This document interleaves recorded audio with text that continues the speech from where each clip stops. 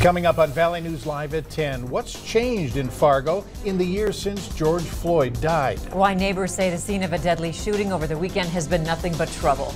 Plus, concerns about dozens of refugees being settled in the Fargo-Moorhead area without the knowledge of city commissioners.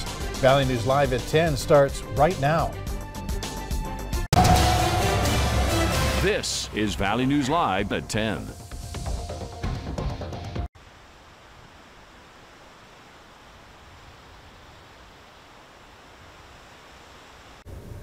Today marks the one-year anniversary since the death of George Floyd. He was killed after former Minneapolis police officer Derek Chauvin kneeled on his neck for 9 minutes. Valley News Team's Nisha Taylor tells us how the Fargo-Moorhead community is remembering Floyd tonight.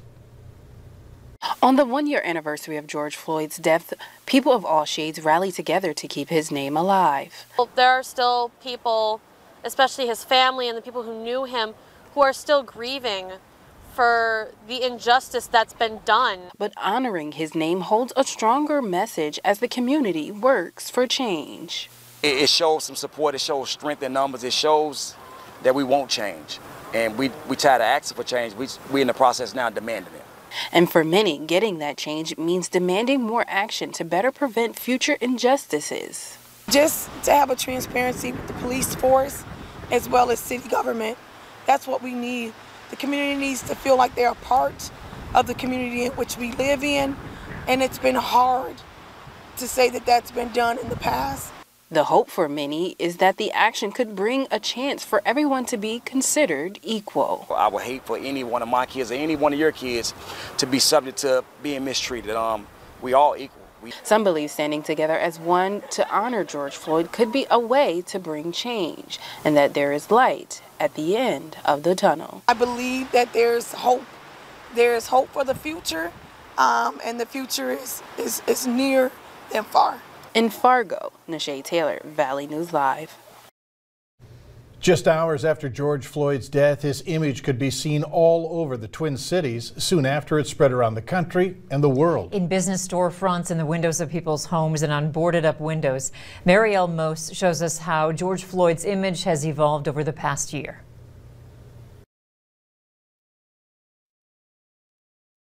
To it, a piece that kind of expressed my emotions, and I wasn't planning on sharing it with anyone. Instead, 18-year-old Ella Endo's artwork was shared with thousands who have showed up to George Floyd Square over the last year.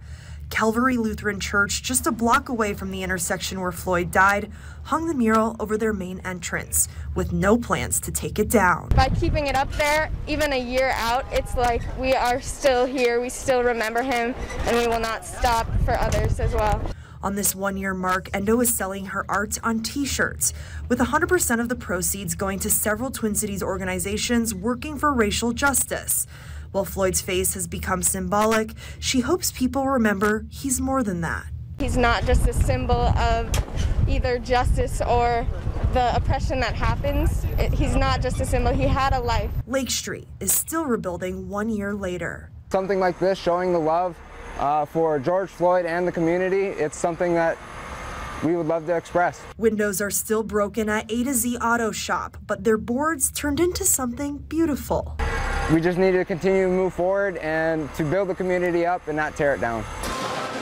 Guillermo Quito's Lake Street restaurant was looted during last summer's riots, but today he's back open with Floyd's face on his front door. It has affected all of us. He believes Floyd's image serves as a reminder as well as a motivator. Justice has been made, right? But we got still a long way to go. The bistro has much bigger plans to symbolize and honor George Floyd's life. The owner says he's already working with a local artist with plans to paint the entire wall of his restaurant as a mural of Floyd. We're learning more about a Fargo nightclub where police say one of its employees was shot and killed in the parking lot. The bar's owner, Francis Brown, says the victim didn't work for him. Brown was sentenced to 11 months of unsupervised probation after an incident back in December when Fargo police officers were called to a large fight in the nightclub's parking lot just before bar close. Neighbors and businesses in the area tell us since the nightclub came to town, it's been a lot of noise, some saying it seems like there's police activity there every other night. In this weekend's incident, Fargo police say shots rang out just after 2 on Sunday morning, and 28-year-old Dominic McNair was killed. No suspects have been identified. 4 demonstrators from out of state face charges after locking themselves to construction equipment in Wadena County, Minnesota. Early this afternoon, authorities found demonstrators trespassing at the pipeline in Huntersville Township. Roughly 30 people were at the site climbing on equipment. They had trapped an equipment operator inside machinery, and 4 of them had locked themselves to the equipment. Law enforcement safely removed the employee and told the rest of the crowd to leave. A special team was called in to remove the 4 from the equipment. They cut one of them out. The other 3 freed themselves. All 4 are being held in the Wadena County Jail for trespassing and obstructing the legal process. Tomorrow is the funeral for West Fargo Police Lieutenant Adam Gustafson. His funeral is slated for 1 tomorrow afternoon, and we will be live streaming it on valleynewslive.com and on our Valley News Live Facebook page. The funeral is open to the public. Community members are welcome to pay their respects along the procession line. Afterwards, 25th Street will become closed from 34th to 37th Avenue South in Fargo until that procession has passed. City Commissioner Dave Pepcorn says the Lutheran Immigration and Refugee Services just resettled about 25 refugees in the Fargo-Moorhead area. He says he wasn't made aware of any resettlement. I honestly didn't know anything about it, so that's concerning to me because it's almost like it's taking place without any public notice. Prior to filing bankruptcy, Lutheran Social Services was tasked with refugee resettlement in the state. Governor Burgum stated that the federal government controls refugee resettlement, and without LSS as a vendor, the state would take over resettlement until another vendor could be contracted. Visitation plans are changing on June 1st within North Dakota jails. Under the new guidelines, visits must be pre-scheduled at least 48 hours in advance. All visitors will be given a rapid test and will have their temperature taken before visiting. And all visitors over the age of 6 must wear a mask. Each visit will allow 1 adult and up to 3 children. A perennial candidate for state office in North Dakota has been expelled from his own party after running for a different one in 2020. Roland Reimers has run under the Libertarian ticket for decades, but attempted to challenge U.S. Representative Kelly Armstrong in 2020 as a Democrat. Reimers lost his primary to Minot's Zach Racknerud for the Democratic nomination last summer by more than 30 points. Libertarian Party leadership says his conduct was detrimental. There's obviously always going to be in-party conflict no matter where you go, but sometimes it's more severe than other times. So this has just been going on for a while, and it's good for the direction of the party. 2020 wasn't the first time Reimers ran as a Democrat. In 1996, he ran in the presidential primary and won North Dakota's primary after then-President Bill Clinton missed a filing deadline to be on the ballot. Reimers could not be reached for comment. A federal judge is dismissing fraud charges against former Trump strategist Steve Bannon. Bannon was accused of conspiracy to commit wire fraud and money laundering in the We Build the Wall fundraising campaign.